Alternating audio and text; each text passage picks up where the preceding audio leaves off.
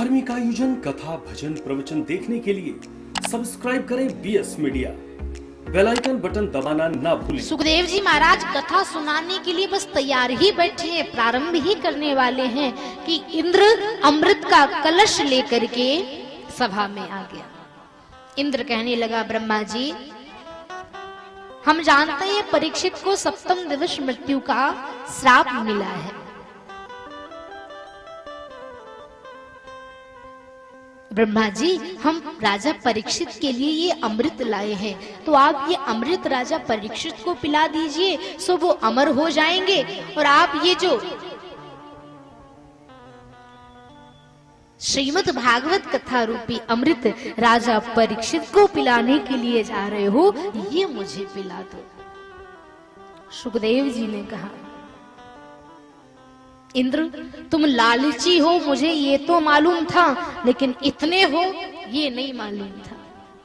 तुम आज भागवत जी को तौलने के लिए आ गए, तुम आज इसका मूल्य देने के लिए आ गए। सुनो राजा इंद्र, ये कथा लालची लोभियों कपटियों के लिए नहीं है, इसीलिए तुम लौट जाओ।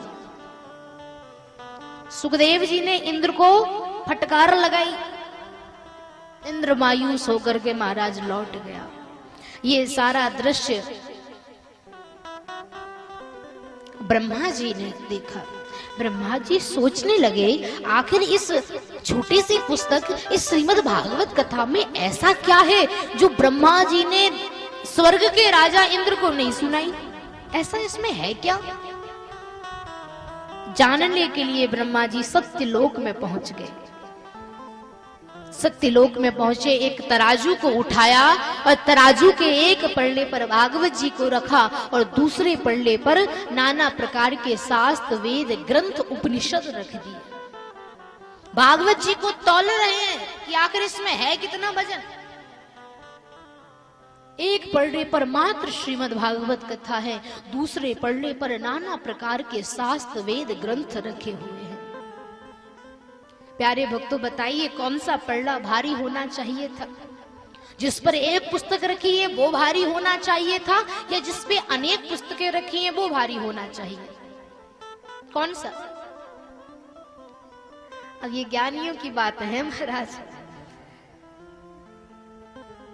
अगर अपनी सांसारिक दृष्टि से देखें तो 1 किलो कम और 5 किलो ज्यादा होता है कि नहीं? तो जिस तराजू के पल्ले पर नाना प्रकार के शास्त्र, वेद, ग्रंथ रखे थे वो पल्ला भारी होना चाहिए था, उसको नीचे रहना चाहिए था। लेकिन प्यारे भक्तों, जैसे ही ब्रह्मा जी ने तराजू को उठाया तो जिस पर शास्त्र, वेद, ग्रंथ रखे थे वो पल्ला ऊपर उठ गया, और जिसके ऊपर नाना प्रकार के वेद शास्त्रों की सबका सार श्रीमद् भागवत कथा रखी हुई थी, वो पल्ला नीचे रह गया। सत्यलोके तुलां बद्ध्वा तोल्य साधनान्यजः लघुन्यानि जातानि गौरवेण इदं महत्। सत्यलोक में जहां सिर्फ सत्य बताया जाता था, सत्यलोक में एक तराजू का पल्ला महाराज जिस पर भागवत जी रखी है, वो भागवत जी का पल्ला नाना प्रकार के शास्त्र, वेद, ग्रंथ पर भारी पड़ गया।